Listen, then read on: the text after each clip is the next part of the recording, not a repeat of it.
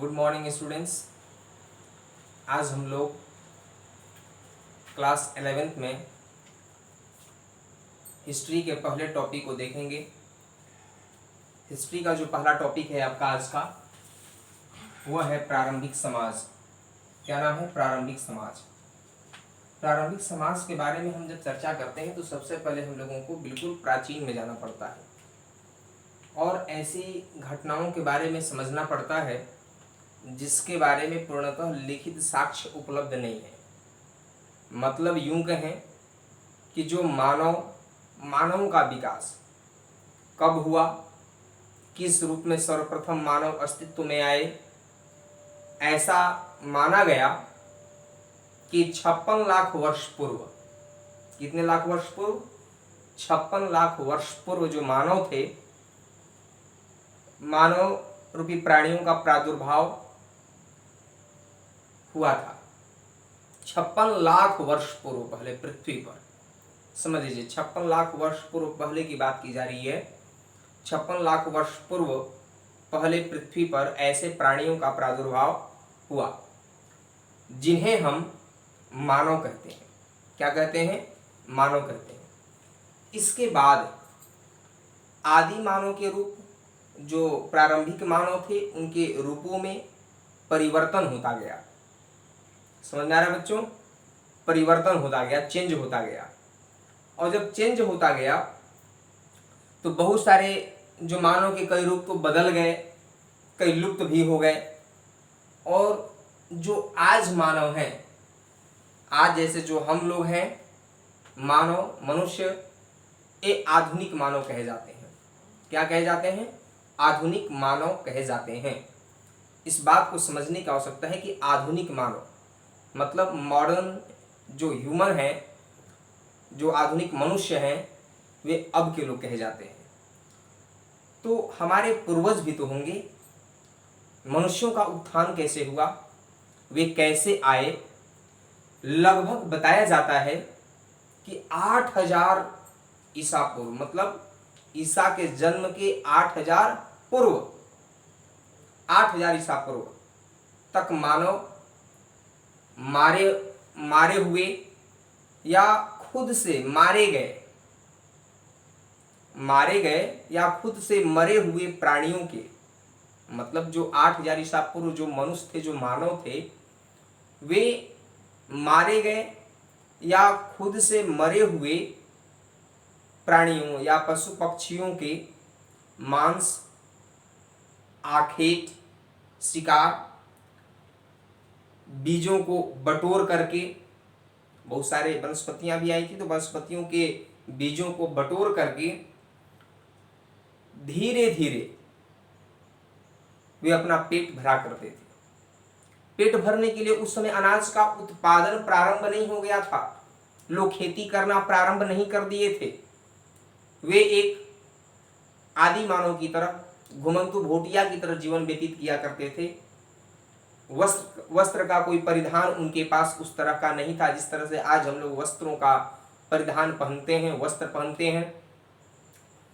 वे मरे हुए या मारे गए पशु पक्षियों के मांस निकाल करके ही, शिकार करके ही, बीजों को बटोर करके ही अपना पेट भरा करते थे। अब देखना है कि धीरे धीरे पत्थर के औजार बनाया गया, बनता चला गया और आपस में लोग बातचीत करना भी प्रारंभ कर दिए। तो लोग धीरे धीरे, बच्चे समझ में आ रहा है, धीरे धीरे लोगों के क्रमिक विकास में परिवर्तन होता चला गया। और यह जो विकास था, यह जो परिवर्तन था, यह कोई अचानक घटना नहीं घटी। इसमें एक परिवर्तन बहुत ही धीरे धीरे इजली तरीके से होता चला गया। यह प्रक्रिया बहुत लंबे समय तक भी चलता रहा। लोग इसी तरीके से अपने जीवन यापन, अपना पेट भरने की प्रक्रिया को प्रारंभ करते रहे। और आज के दुनिया में भी आप यदि देखेंगे बच्चों, तो आज वर्तमान समय का जो समय है, तो आज भी बहुत सारे अफ्रीका या फिर इंडिया के भी जावा, इंडिया के भी जो अंडमान निकोबार द्वीप समूह है, जो केंद्र शासित प्रदेश हैं कुछ, जैसे अंडमान निकोबार द्वीप समूह आपका है, लक्षद्वीप है, वहाँ पे कुछ ऐसे खाद्य संग्रह पाए जाते हैं अभी भी जो घुमंतु भोटिया की तरह जीवन व्यतीत किया करते हैं, मतलब शिकार पर ही निर्भर करते हैं। कुछ मिलता जुलता स्वरूप उनका आज भी है, जो खाद्यान्नों को एकत्र ज्यादा नहीं करने पाते और वे लोग उसी तरह से शिकारी संग्रहक समाज आज भी कुछ कहीं कहीं देखने को मिलता है। अतः इनके जीवन शैली के बारे में हम अध्ययन करके हम अतीत के बारे में कुछ जानकारी प्राप्त कर सकते हैं या नहीं, ये प्रश्न है एक कि भाई जो आज के खाद्य संग्राहक जो मनुष्य हैं, शिकार करके अपना जीवन भरते हैं, शिकारी संग्राहक हैं दुनिया के कई हिस्सों में, तो इनको यदि हम अध्ययन करते हैं, इनके बारे में यदि हम अध्ययन करें, इनके जीवन शैली के बारे में हम अध्ययन करें, तो क्या हम लोग अतीत के बारे में कुछ जानकारी प्राप्त कर सकते हैं या नहीं, इन्हीं सब के बारे में, इन्हीं सब के चीज़ों के बारे में जिक्र किया गया है इस चैप्टर में आपका, जिसमें कहा गया है प्रारंभिक समाज।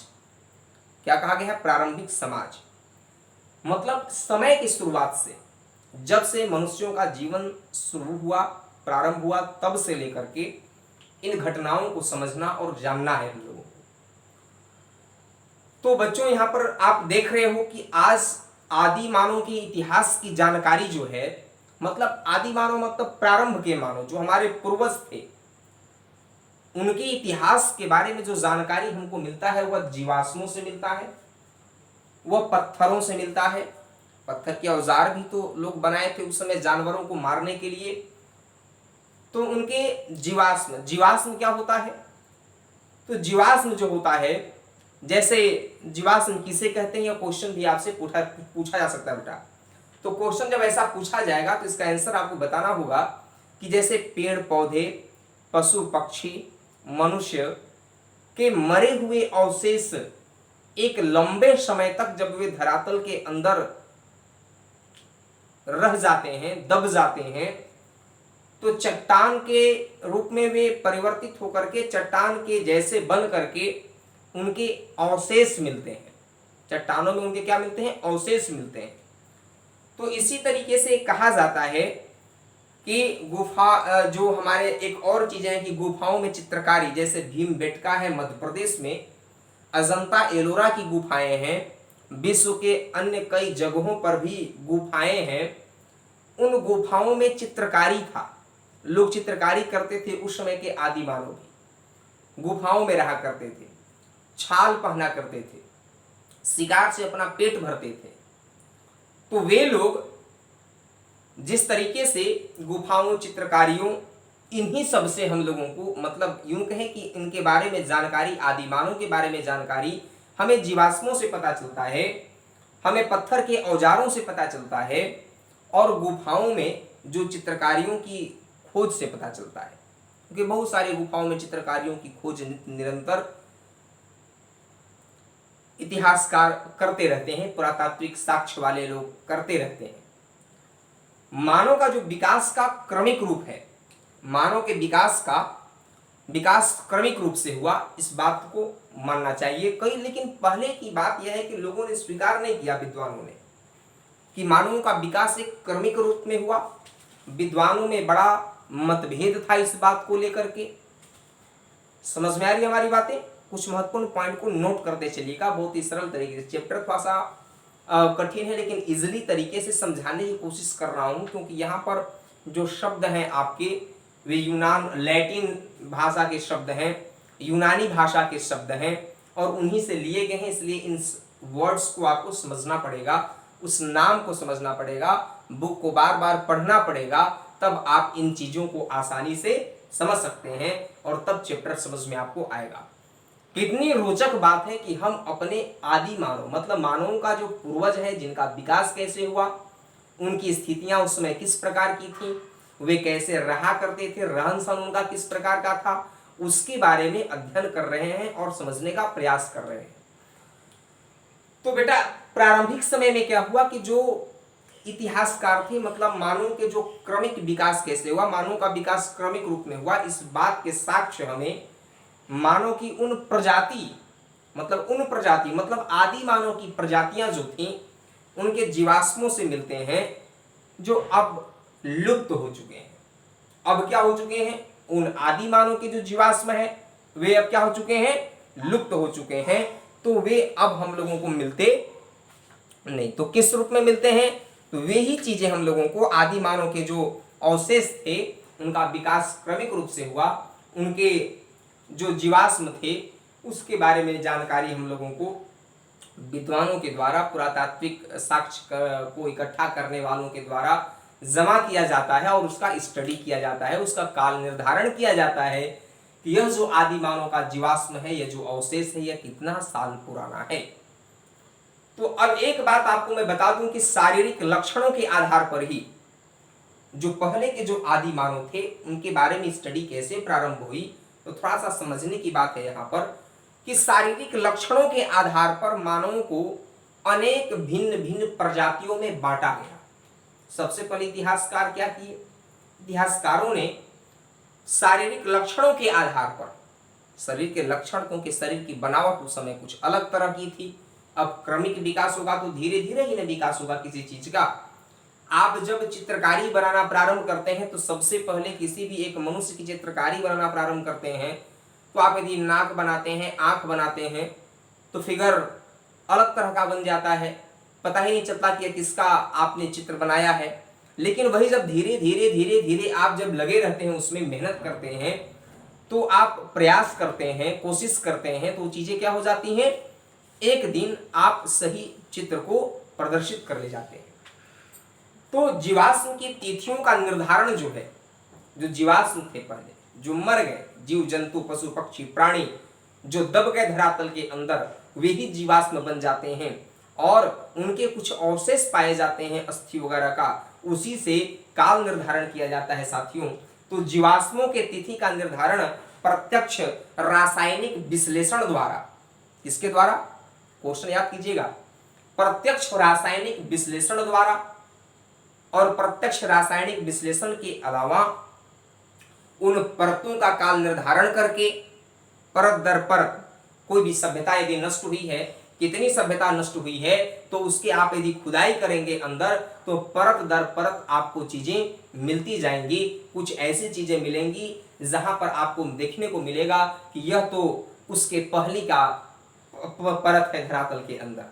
आज हम लोग यदि, हमारी समाज यदि खत्म होगा, आधुनिक समाज खत्म होगा, तो हमारी आने वाली जो पीढ़ी होंगी 100-200 हजार साल बाद वाले, वे देखेंगे कि आज के समय में एक परत जो सबसे ऊपर रहेगा उसमें तार मिलेंगे, टीवी के अवशेष मिलेंगे, मोबाइल के अवशेष मिलेंगे, बुक्स वगैरह की टेक्नोलॉजी डेवलप हो गई है उसके अवशेष मिलेंगे, कई सारे इलेक्ट्रॉनिक्स चीजें मिलेंगी दबे हुए धरातल के अंदर।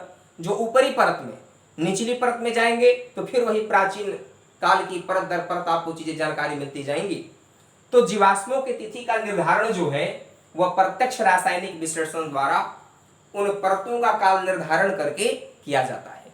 किसके द्वारा किया जाता है? परतों का काल निर्धारण करके ही किया जाता है।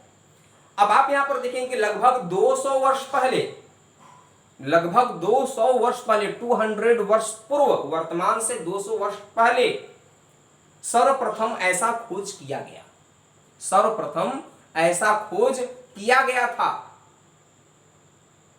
जीवाश्मों का अध्ययन करने के लिए इस प्रकार की खोज की गई, जीवाश्मों की खोज की गई, चित्रकार जो गुफाओं की चित्रकारियों की खोज की गई, आदि मानव के अवशेषों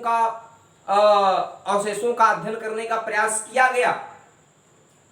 लेकिन जो विद्वान थे यह मानने को तैयार नहीं थे कि ये जो जीवाश्म प्राप्त हुआ है वे आदि मानव के ही है।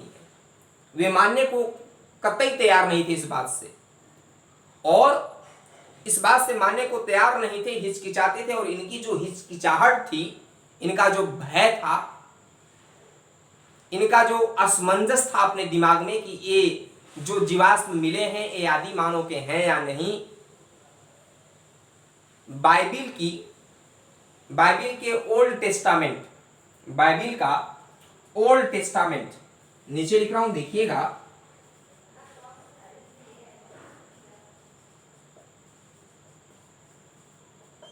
ओल्ड टेस्टामेंट जो था इसमें जिक्र किया गया है, बाइबिल के ओल्ड टेस्टामेंट में जिक्र किया गया है। क्या जिक्र है भाई इसमें? तो बाइबिल के ओल्ड टेस्टामेंट में कहा गया बेटा कि यहां पर कहा गया कि भाई जो परमेश्वर ने सृष्टि की रचना करते समय, परमेश्वर मतलब गॉड। अब देखिए बाइबिल जो क्रिश्चियन रिलीजन का एक पवित्र ग्रंथ है बाइबिल, तो बाइबिल के ओल्ड टेस्टामेंट में जिक्र है। क्या जिक्र है भाई? तो उसमें जिक्र किया गया है कि परमेश्वर ने सृष्टि की रचना करते समय अन्य प्राणियों के साथ साथ मनुष्यों को भी बनाया था।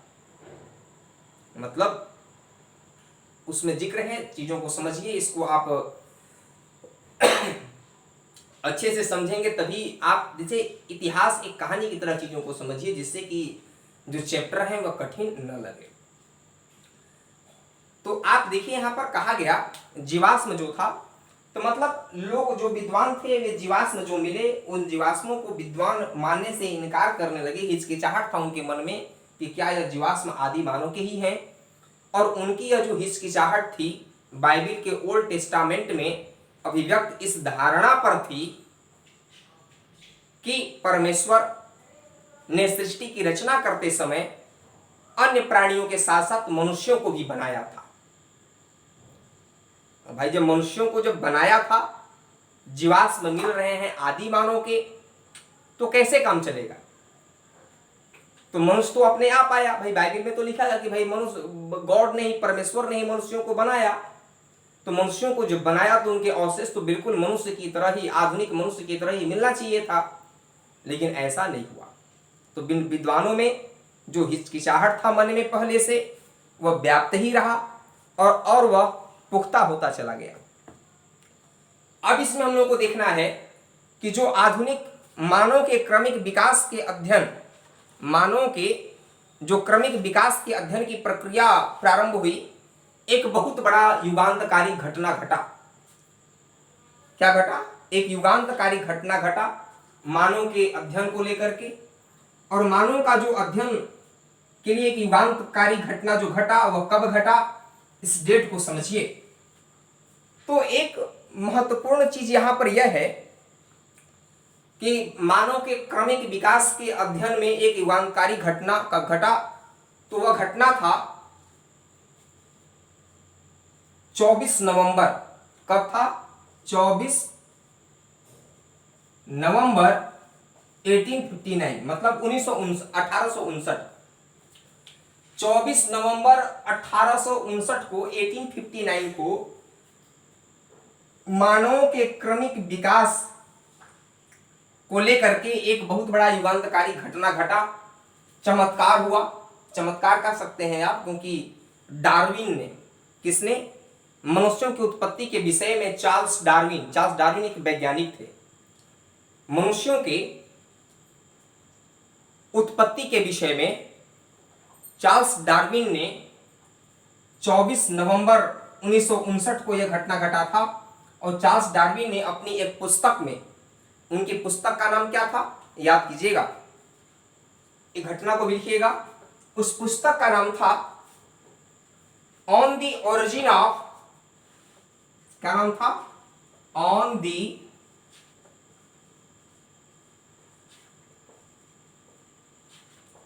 Origin of species. क्या नाम था? On the origin of species.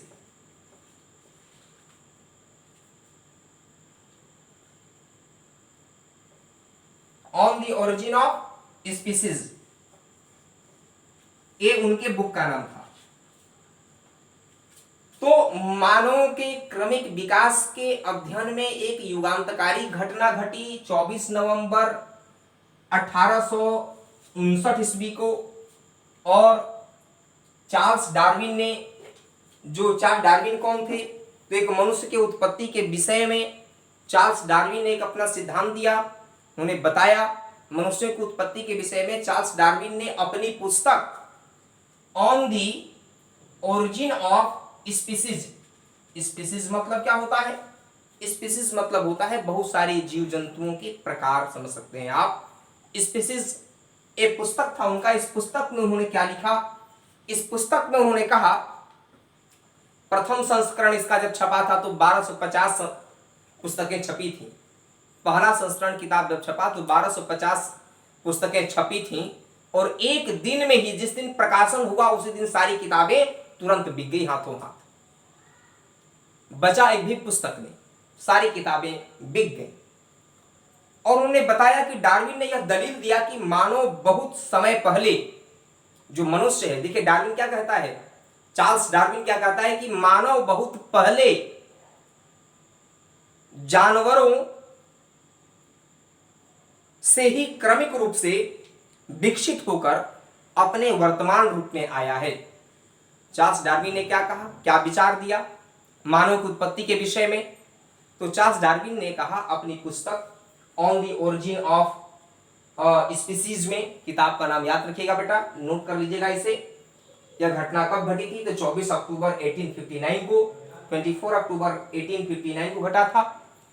तो उसमें उन्होंने कहा कि मानवों का, उन्होंने दलील दिया कि मानव बहुत समय पहले जानवरों से ही क्रमिक रूप से विकसित होकर के आज आधुनिक रूप में आया है। अब यह बातें पूरे विश्व में फैल गई, बहुत सारे लोगों ने इसे मान्यता भी दिया। तो यह सत्य भी है, यह बिल्कुल सत्य है। आज के वैज्ञानिक मानते भी हैं कि जो मानवों का विकास था वह एक क्रमिक क्रमवाइज हुआ, धीरे धीरे हुआ। ऐसा नहीं कि आज जिस तरीके से हम मनुष्य हैं ऐसे ही पहले ही चले आए थे। गॉड ने भेजा था, गॉड ने भेजने वाली जो बाइबल के ओल्ड टेस्टामेंट में जिक्र किया गया कि जैसे अन्य प्राणियों को ईश्वर ने बनाया उसी तरह से मनुष्यों को भी बनाया था, यह बात गलत साबित हो गई। और उसके बाद चार्ल्स डार्विन की बातों को स्वीकार किया गया, जिसमें चार्ल्स डार्विन ने अपनी पुस्तक में कहा था कि मानव बहुत समय पहले जानवरों से ही क्रमिक रूप से विकसित होकर अपने वर्तमान रूप में आया है। तो मानव के विकास क्रम को 360 से 240 लाख वर्ष पहले तक खोजा जा सकता है। मानव के विकास का जो, मानव के विकास के क्रम को यदि बात किया जाए तो 360 से 240 लाख वर्ष पहले तक खोजा जा सकता है, क्योंकि वही रासायनिक विश्लेषण के द्वारा, परतों के अध्ययन के द्वारा काल निर्धारण किया जाता है। कार्बन पद्धति एक डेटिंग है, डेट का निर्धारण करने का एक कार्बन डेटिंग है। जो अस्थि पंजर होते हैं, बहुत लाखों करोड़ों वर्ष अंदर दबे हुए जो मिलते हैं अस्थि पंजर, उसका समय का निर्धारण करने की एक वह प्रक्रिया है, उसी को अस्थि पंजर उसी को कहा जाता है। उसी का काल का निर्धारण कार्बन डेटिंग के माध्यम से होता है, रासायनिक विश्लेषण के माध्यम से होता है। अब आपको यहाँ पर बता दिया जाए एक बहुत ही महत्वपूर्ण चीज है कि कैसे क्रमिक रूप से विकसित हुए। तो आप देख सकते हैं बोर्ड पर कि यहां पर चार प्रकार के शरीर के मस्तिष्क के अवशेष है ना। तो यहां पर आप देखें क, ख, ग, घ, ये चार प्रकार के अवशेष हैं, जिसमें पहला आप देख रहे हैं यह वानर की है। क्या है? वानर की है। दूसरा आप देख रहे हैं ख, इसे कहा गया ऑस्ट्रेलोपिथिकस, ऑस्ट्रेलोपिथिकस नामक प्रजाति की है। दूसरा जो खोपड़ी दिखाई पड़ रहा है यह ऑस्ट्रेलोपिथिकस नामक प्रजाति की है। अब यहां पर समझने की बात तो यह है कि यह ऑस्ट्रेलोपिथिकस नामक प्रजाति ये क्या है। तीसरा आप इसी प्रकार से देख रहे हैं ग, होमो इरेक्टस। होमो इरेक्टस, होमो इरेक्टस का मतलब होता है जो सीधे खड़े होकर चलने वाले आदमी की प्रजाति।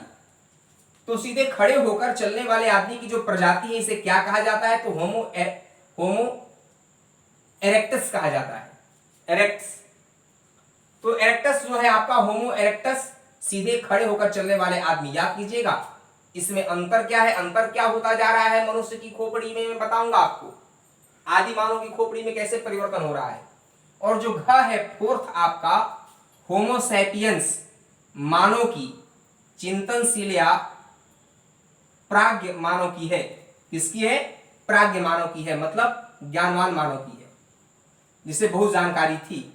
प्राज्ञ मानव की है, जिसे बहुत प्रकार की जानकारियां थी, चिंतनशील प्राणी था, ये उसकी खोपड़ी। अब आप यहां पर देख रहे हैं इस चीजों में एक वर्ड आया है ऑस्ट्रेलोपिथिकस। ऑस्ट्रेलोपिथिकस जो होता है, ऑस्ट्रेलोपिथिकस के जो जीवाश्म थे ये अफ्रीका से मिले। कहां से मिले? अफ्रीका से मिले थे। और 56 लाख वर्ष पूर्व पहले, वर्तमान से 56 लाख वर्ष पूर्व में इन प्रजातियों को वैज्ञानिक द्वारा नाम दिया गया था। तो यह नाम वैज्ञानिक नाम है, जो वैज्ञानिक नाम दिया गया ऑस्ट्रेलोपिथिकस नामक प्रजाति का नाम किसके द्वारा दिया गया? वैज्ञानिकों के द्वारा दिया गया। ये सभी लैटिन वर्ड, ये सभी वर्ड कठिन है, टफ लग रहे होंगे आपको, आप दिन प्रतिदिन नहीं सुन रहे होंगे इस प्रकार के वर्ड। तो ये लैटिन वर्ड हैं और यूनानी भाषाओं के शब्द हैं जो मिल करके बने हैं। तो ऑस्ट्रेलोपिथिकस नाम जो है लैटिन भाषा के, लैटिन शब्द के ऑस्ट्रल, ऑस्ट्रल यानी दक्षिणी, ऑस्ट्रल यानी मतलब क्या होता है? दक्षिणी होता है। तो जैसे आप यहां पर देख रहे हैं कि ऑस्ट्रल,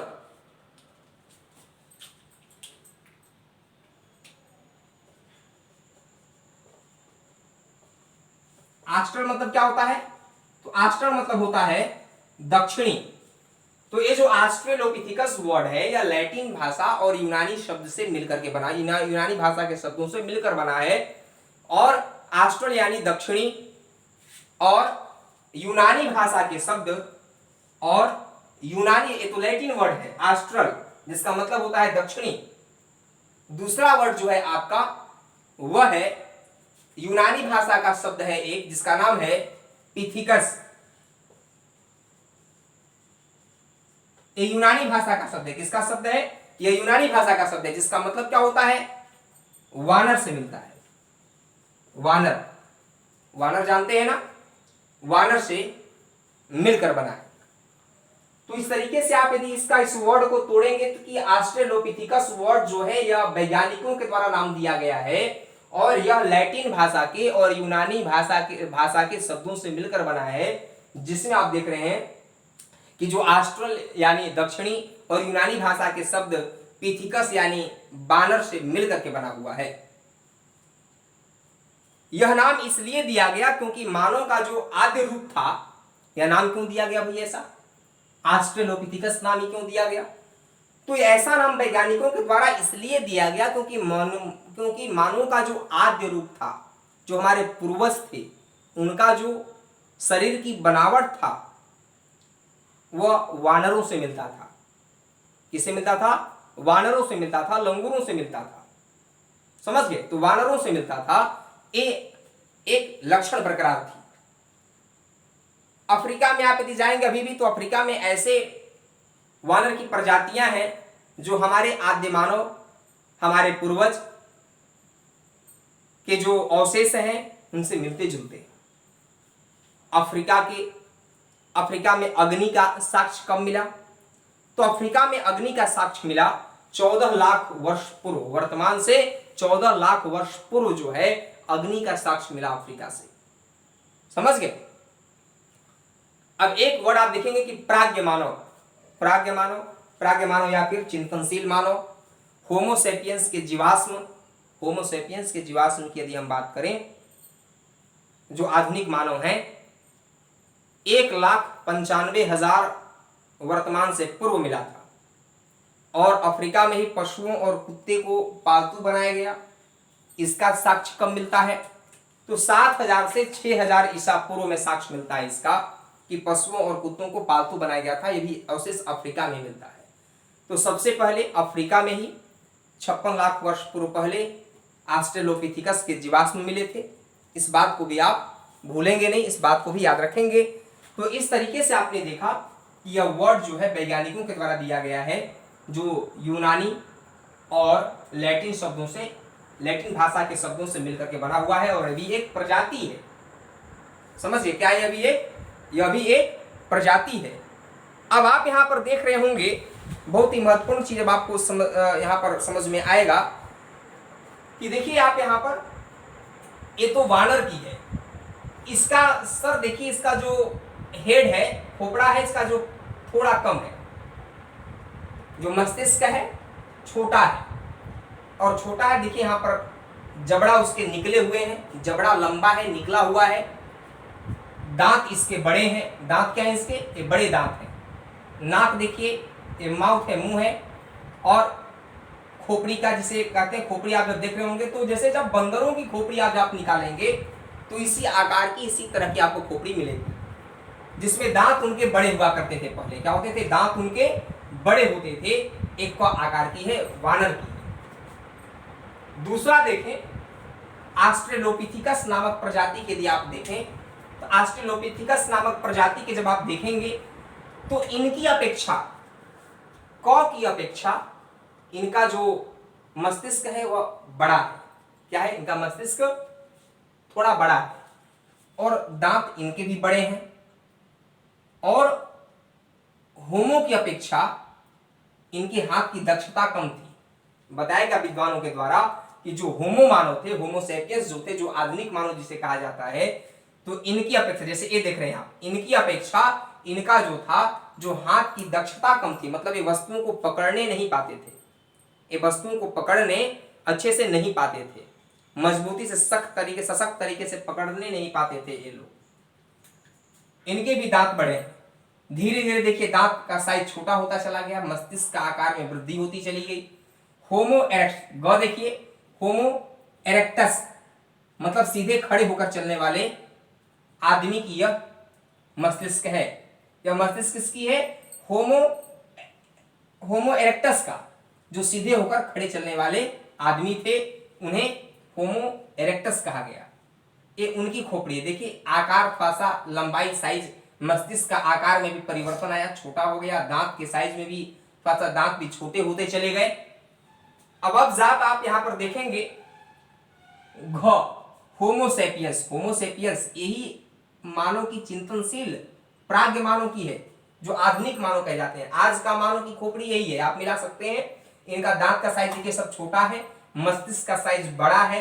तो मस्तिष्क का साइज जो आज के मानव का बड़ा है, यही कारण है कि खान पान के चलते उनके दांत का जो साइज था वह छोटा हो गया। खान पान के, क्योंकि पहले लोग तो मांस खाते थे, शिकार करते थे, मांस खाते थे, तो उस समय दांत जो था बड़े होने की आवश्यकता थी, इसलिए बड़े दांत थे लोगों के। लेकिन धीरे धीरे क्रमिक रूप से परिवर्तन होता चला गया, कम होता चला गया। तो जब कम होता चला गया तो होमोसेपियंस मानव चिंतनशील प्राणी है, प्राज्ञ मानव है, ये आज के मानव कहे जाते हैं। आज के मानव की खोपड़ी इसी तरह की है, मिलती जुलती है, आप देख रहे होंगे। तो इस तरीके से देखिए क्रमिक रूप से विकास हुआ। पहले वानर, फिर धीरे धीरे परिवर्तन हो गया। अब इनकी जबड़ा देखिए, होमो की अपेक्षा इनका मस्तिष्क छोटा है।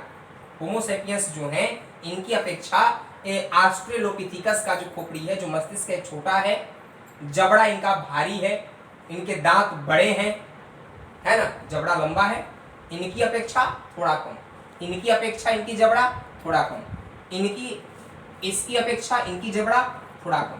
दांत के साइज में भी परिवर्तन हो गया, मस्तिष्क के आकार में भी परिवर्तन हो गया। तो यही सब आकार के आधार पर अब आप यहां पर देखें कि 240 लाख एशिया और अफ्रीका के स्तनपायी, जिसे प्राइमेट कहते हैं, प्राइमेट, क्वेश्चन आएगा प्राइमेट क्या है, तो प्राइमेट जो होते हैं वे स्तनपायी, स्तनधारी जीव है। 240 लाख एशिया और अफ्रीका में स्तनपायी प्राइमेट नामक श्रेणी उत्पन्न हुई, मतलब एक प्रजाति उत्पन्न हुई। कहाँ पे, अफ्रीका में उत्पन्न हुई। 240 लाख वर्ष पूर्व पहले एशिया और अफ्रीका में प्राइमेट जिसे कहते हैं, स्तनपायी कहते हैं, जिसे होमिनाइड भी कहा जाता है। क्या बोलते हैं, इन स्तनपायी को क्या बोलते हैं, प्राइमेट या स्तनपायी को क्या बोलते हैं, तो होमिनाइड बोलते हैं। होमिनाइड याद कीजिएगा, होमिनाइड बोलते हैं बेटा, होमिनाइड कहते हैं। इस उप समूह में वानर, लंगूर आते हैं। जो होमोनाइड है इसमें क्या आता है, तो बानर और लंगूर आते हैं। इस बात क्या दीजिएगा, बानर और लंगूर आते हैं। 56 लाख वर्ष पूर्व पहले होमिनिड प्रजाति अस्तित्व में आए थे। ये होमिनिड प्रजाति कब आए थे? होमिनिड मतलब स्तनपायी, प्राइमेट जो प्रजाति थी, स्तनपायी स्तनधारियों की जो प्रजाति थी, ये कब आए थे? 56 लाख वर्ष पहले होमिनिड प्रजाति प्राणी अस्तित्व में आए थे। समझ में आ गया? इस बात को भूलना नहीं है। अब यहां पर एक मैं आपको अंतर बताने जा रहा हूं जो बहुत ही महत्वपूर्ण है कि होमिनाइड इन्हें कहा गया। इन्हें कहा गया होमिनाइड। होमिनाइड कहा गया इन्हें, ध्यान से समझिएगा। तो जो ये स्तनपायी और प्राइमेट थे इन्हें होमिनाइड कहा गया, जबकि 56 लाख वर्ष पूर्व पहले होमिनिड प्राणी अस्तित्व में आए थे। यहां पर लिखा गया है होमिनाइड, यहां लिखा है होमिनिड। इसमें अंतर क्या है, डिफरेंट क्या है? डिफरेंट को देखेंगे हम सब। अंतर क्या है इन दोनों में? देखिए, सब वैज्ञानिक नाम है, वैज्ञानिकों के द्वारा नाम दिया गया है, ठीक है ना। इसलिए इसको वर्ड को याद करना पड़ेगा। 2 वर्ड है आपके, होमिनाइड और होमिनिड। ये 2 नाम है ना, होमिनाइड और होमिनिड। होमिनाइड क्या थे? होमिनाइड सबसे पहले माने जाते हैं, मतलब इनका जो मस्तिष्क था, होमिनाइड का जो मस्तिष्क था यह छोटा था, लेकिन जबड़े लंबे थे, दांत बड़े थे, इनके पूंछ नहीं थे, ये बंदर से भी बड़े थे, और ये चौपाए थे। होमिनाइड चौपाए थे, 4 पैर से चलते थे। होमिनाइड 4 पैर से चलते थे। ये औजार नहीं बना सकते थे होमिनाइड, लेकिन होमिनिड जो थे ये बड़े थे, सीधे खड़े होकर चलते थे, 2 पैरों पे चलते थे। ये होमिनिड औजार बना सकते थे, औजारों का इस्तेमाल भी कर सकते थे। जो होमिनिड थे इनका मस्तिष्क का आकार बड़ा था, होमिनिड के मस्तिष्क का आकार बड़ा था। अब आप देख रहे हैं कि होमिनिडों का जो उद्भव हुआ अफ्रीका में हुआ। होमिनिड का उद्भव मतलब होमिनाइड पहले की प्रजाति है और होमिनाइड के बाद की प्रजाति होमिनिड है। क्या है? होमिनिड है। तो इनका उद्भव भी अफ्रीका में हुआ। अफ्रीका के बानरों का जो समूह है, अफ्रीका में बानरों का जो समूह है वह होमिनिड से बहुत गहराई से मिलता है, मिलता जुलता स्वरूप है उनका। समझ गए? और अफ्रीका से बाहर पाए गए जीवाश्म 18 लाख वर्ष से अधिक पुराने नहीं हैं। अफ्रीका में जो अवशेष पाए गए 18 लाख वर्ष पहले से ज्यादा के नहीं, 18 लाख पहले से अधिक पुराने नहीं। अब इसी तरीके से हाथों का भी क्रमिक विकास हुआ। तो साथियों, हाथों के जो क्रमिक विकास किस तरीके से हुआ लोगों का, उसके भी हम समझेंगे, और वो भी एक क्रमिक विकास को दर्शाएगा जैसे मस्तिष्क ने दर्शाया। तो यहाँ तक आपको चीज़ें कितनी समझ में आई कमेंट जरूर कीजिएगा, और वीडियो को लाइक सब्सक्राइब शेयर जरूर कीजिएगा। तो आज के लिए बस इतना ही। नमस्कार, जय हिंद।